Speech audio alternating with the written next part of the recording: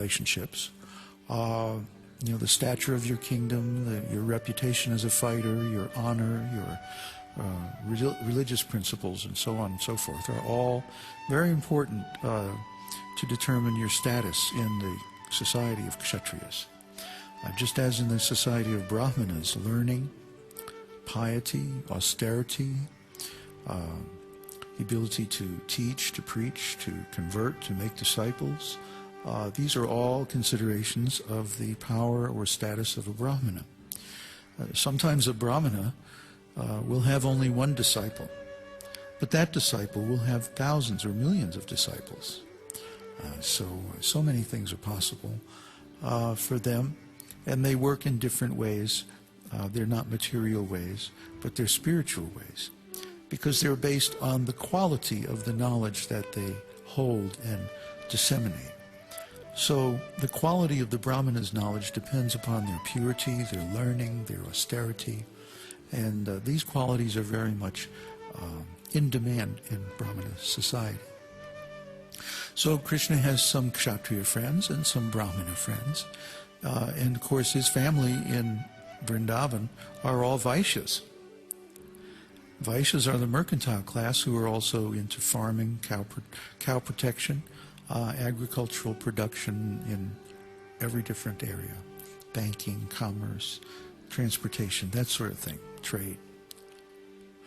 So even among the Shudras, Krishna has friends. He's friends with everybody. Everybody loves Krishna because Krishna has no boundaries. Krishna is everything and everywhere, and any kind of relationship is acceptable to him. So if you want to approach Krishna as a friend on an equal level, that's fine. In fact, Krishna even accepts us serving him on a superior level. For example, Krishna's mother and father, Krishna's teachers, his uncles, aunts, like Kunti, his superiors in the lineage of the Yadu dynasty, grandfather Bhishma, for example. So many elderly devotees in the different dhamas in the spiritual world.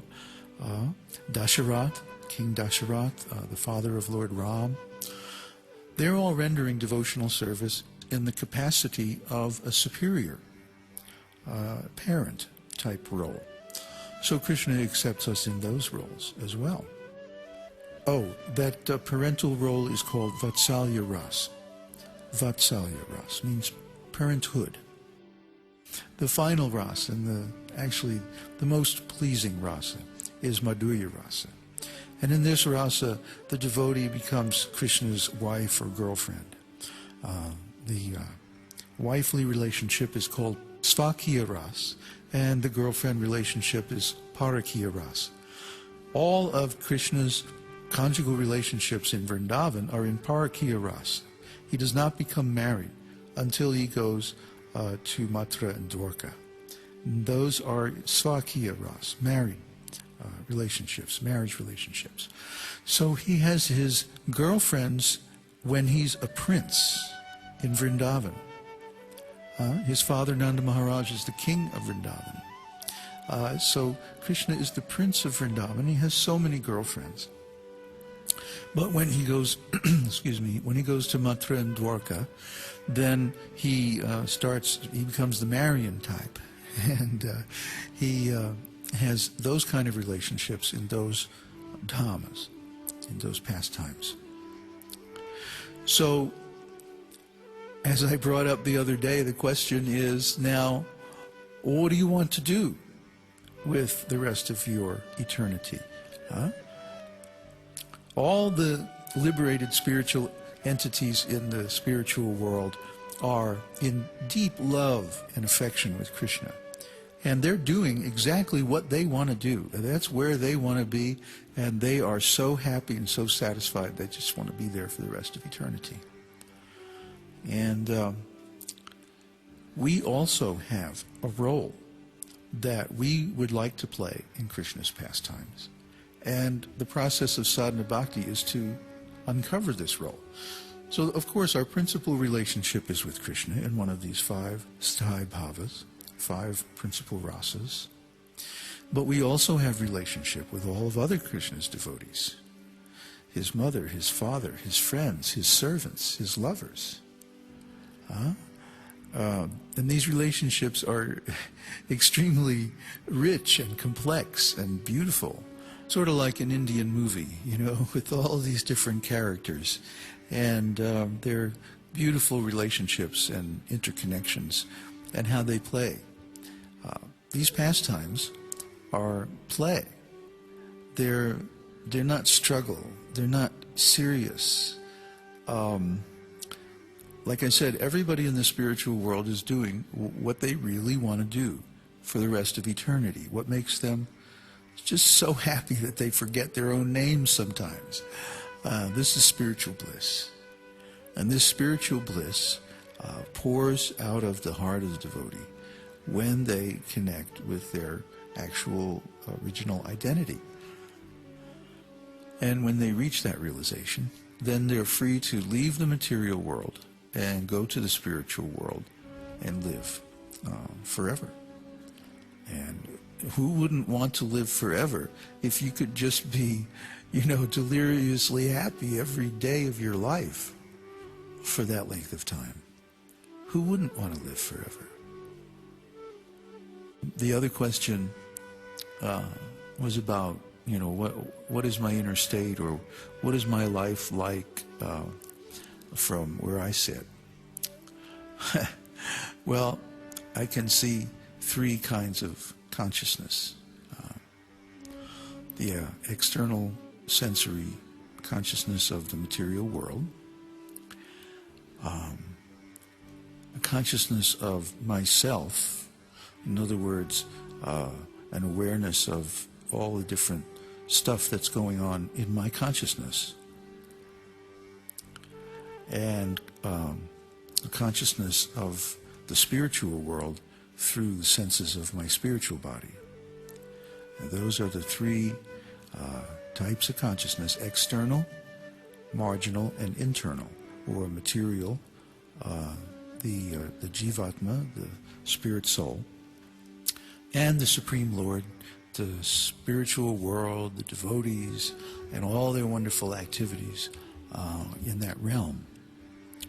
Those are the 3 types of Krishna's energy, and we can be conscious of all of them simultaneously.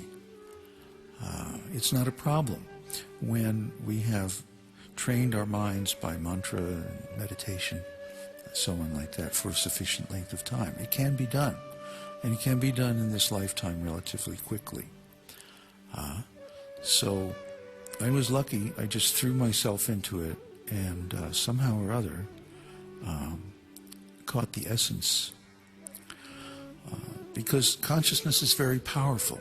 Consciousness is the universal solvent. It penetrates everything. It gets to the bottom of everything. You can know whatever you really want to know. So therefore we should desire to know those things that are most worth knowing. If you were to ask me what of all the things that you know is the most worthwhile, I would have to say it would be my development of consciousness of the internal spiritual world. Because in that consciousness, I am not, as you see me, in this material world that we kind of both share, hang out in. In this material world, I'm a, older fella, from back east, and went to college and was a hippie for a long time and did a lot of crazy things. But then I traveled all over the world as a monk for many years, visited many holy places in India, performed rituals there, and so on and so forth. So gradually, my consciousness changed. And now it seems to be permanently altered. No matter what I do, it stays focused on that spiritual realm. Because only in that realm can I experience the pure love that I crave. The Lord is like an ocean of love. And when we open our hearts to him and we say, just, come on in, make yourself at home. Well, of course, he's already there. But when we realize and accept that he is our eternal partner, life becomes so much easier. We don't have to work so hard. We don't have to think so hard. We don't have to figure things out for ourselves, because Krishna is there. And Krishna has much better intelligence than we do, much better insight into things. So if we just put things before him and request his opinion, he'll be happy to give it. This isn't any kind of mystical, magical thing. Doesn't require any special aptitude or talents or anything.